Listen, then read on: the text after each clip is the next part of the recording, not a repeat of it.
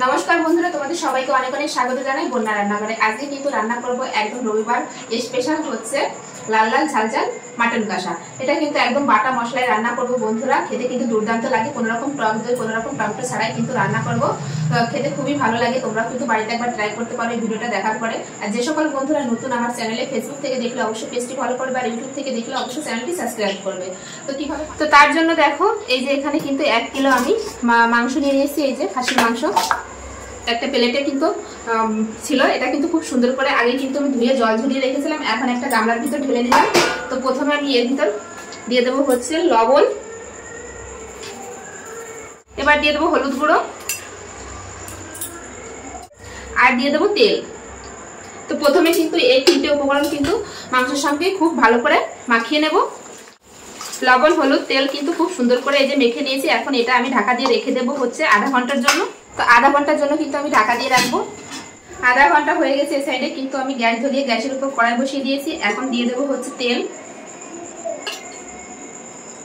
আজকের মাংসটা কিন্তু একটু অন্য রকম ভাবে রান্না করব। তার জন্য দেখো কি কি গোটা মশলা নিয়েছি ফোড়ন করার জন্য তোমাদের দেখিয়ে। এখানে নিয়েছি 2টো তেজপাতা, একটু জয়িত্রী, আর নিয়েছি বড় স্টার, আর গোটা জিরে, দারচিনি, একটা শুকনো লঙ্কা, গোলমরিচ, নিয়েছি এই যে লবঙ্গ। তো এই মশলাগুলো কিন্তু আমি প্রথম ফোড়ন করে নেবো। আমি কিন্তু এখানে ছোট এলাচ দিইনি, ছোট এলাচ কিন্তু বেটে দেবো। তো প্রথমে এই তেল গরম হয়ে গেছে, এখন কিন্তু মশলাগুলো দিয়ে দেবো তেলের উপর। ফোড়নটা একটু ভাজা ভাজা করে নেবো। আজকে কিন্তু এই মাংসটা পুরো বাটা মশলায় কিন্তু রান্না করবো। আর যে কোনো মাংস যদি বাটা মশলায় রান্না করা হয় তার স্বাদ কিন্তু দ্বিগুণ বেড়ে যায়। সব কিন্তু পাটায় বাটা মশলা। তো এখন আমি ফোড়নটা ভাজা ভাজা হয়ে গেছে। এবার দিয়ে দেবো হচ্ছে পেঁয়াজ বাটা। এই যে এখানে পেঁয়াজ বেটে রেখেছি। তো 1 কিলো মাংস অনুযায়ী কিন্তু আমি পেঁয়াজটা বেটেছি। তো দিয়ে দেবো পেঁয়াজ বাটা। পেঁয়াজ কিন্তু একটু হালকা করে ভেজে নিয়েছি। এবার দিয়ে দেবো রসুন বাটা, দিয়ে দেবো আদা বাটা, দিয়ে পেঁয়াজ আদা রসুনটা কিন্তু আর একটু ভাজা ভাজা করে, পেঁয়াজ আদা রসুন কিন্তু ভাজা ভাজা করে নিয়েছি। এবার দিয়ে দেবো এখানে জিরে ধনে আর শুকনো লঙ্কা বাটা, দিয়ে দেবো স্বাদ অনুসারে লবণ। যেহেতু লবণ মাখানো ছিল মাংসে সেজন্য পরিমাণ অনুযায়ী দেবে। আর দিয়ে দেবো হচ্ছে হলুদ গুঁড়ো, আর দিয়ে দেবো সামান্য একটু জল। দিয়ে মশলাটা কিন্তু খুব সুন্দরভাবে কষিয়ে নেব। মশলা কিন্তু খুব সুন্দরভাবে কষিয়ে নিয়েছে। আর মশলা থেকে দেখো তেল ছাড়তে কিন্তু শুরু করে দিয়েছে। এই যে এখন আমি যে মাংসটা আমি যে লবণ হলুদ তেল মেখে রেখেছিলাম, তো আর মাংস দিয়েও কিন্তু খুব সুন্দর করে কষাবো। এই যে খাসির মাংস যত কষানো ভালো হবে টেস্টটা কিন্তু ততটাই ভালো হবে। তো একটু নেড়ে নিয়েছি। এখন কিন্তু এরকম ঢাকা দিয়ে দিয়ে কষিয়ে নেব। ঢাকা দেবো, মাঝে মাঝে আবার নেড়ে দেবো, নেড়ে এইভাবে কিন্তু কষিয়ে নেব। এবার এই ঢাকনাটা খুলে দেখবো। তো দেখো মাংস থেকে কিন্তু অনেকটাই যে জল বেরিয়েছে। তো এখন আমি এইভাবে নাড়তে থাকবো আর ঢাকা দিয়ে দিয়ে কিন্তু মাংসটা কষিয়ে নেবে। জলটা কিন্তু শুকিয়ে নেবো, ততক্ষণ কিন্তু মাংসটাও কিন্তু খুব ভালোভাবে কষানো হয়ে যাবে। তো আবারও কিন্তু নেড়ে চেড়ে আবারও ঢাকা দিয়ে দেবো। এইভাবে ঢাকা দিয়ে দিয়ে কিন্তু আমি কষিয়ে নেব। ঢাকা দিয়ে দিয়ে কিন্তু আমি অনেকক্ষণ ধরে কিন্তু কষিয়ে নিয়েছি। আর দেখো জলটা কিন্তু অনেকটাই শুকিয়ে গেছে। আর একটু কষিয়ে নেবো। মাংসটা যত কষানো ভালো হবে খেতে কিন্তু ততই ভালো লাগবে। তো দেখো কষাতে কষাতে কত সুন্দর একটা কালার চলে এসেছে। এটা কিন্তু কোনো রকম আমি কালার ইউজ করিনি, ফুড কালার। দেখো সেইভাবে আর একটু কষাবো, তাহলে কালারটা আরও ভালো হবে, আর খেতেও কিন্তু খুব ভালো লাগবে। মাংস কিন্তু খুব সুন্দর করে কষিয়ে নিয়েছি। এই দেখো কালারটা এরকম এসেছে। এখন আমি দিয়ে দেবো ঝোলের জন্য জল।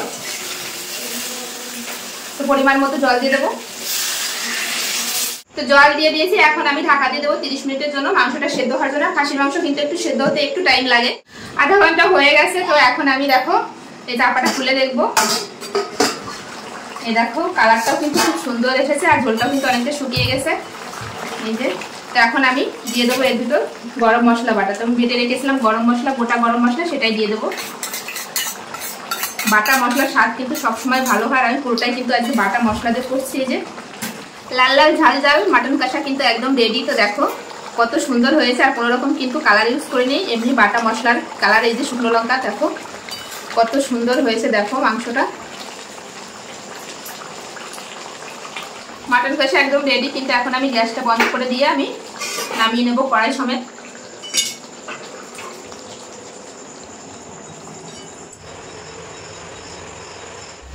তো কড়াই ধরে তো এই যে নামিয়ে নিয়েছি। এখন কিন্তু প্লেটে আমি তুলে নেবো। এই যে আর দেখো কত সুন্দর হয়েছে। একদম লাল লাল ঝাল ঝাল মাটন কষা, সানডে স্পেশাল।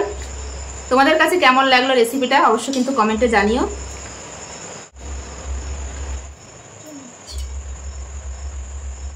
তো প্লেটে দেখো সব আমি এই যে নামিয়ে নিয়েছি, কত সুন্দর হয়েছে কালারটা, কিন্তু কোনো রকম কালার ছাড়াই কিন্তু দেখো শুধু বাটা মশলায় কিন্তু রান্না করেছি, খেতে দুর্দান্ত লাগে।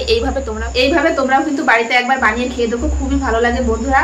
তো কোনো রকম কিন্তু টক দই ছাড়াই কিন্তু রান্না করেছি, কোনো রকম টমেটো ছাড়া, খেতে কিন্তু খুবই ভালো লাগে। তো আজকের এই রেসিপি সানডে স্পেশাল লাল লাল ঝাল ঝাল মাটন কষা কেমন লাগলো অবশ্যই কমেন্টে জানিও। ভালো লাগলে অবশ্যই লাইক কমেন্ট শেয়ার করে কিন্তু নতুন বন্ধুদের দেখার সুযোগ করে দেবে। এরকম নিত্য নতুন ভিডিও দেখতে হলে অবশ্যই বন্যা রান্নাঘর চ্যানেলটি সাবস্ক্রাইব করবে, যারা ফেসবুক থেকে দেখছো তারা পেজটি ফলো করবে। কেমন লাগলো রেসিপিটা কমেন্ট করতে কিন্তু ভুলো না। তো চলো বাই, সবাই ভালো থেকো সুস্থ থেকো, ফিরে আসছি নতুন কোনো রেসিপির সঙ্গে।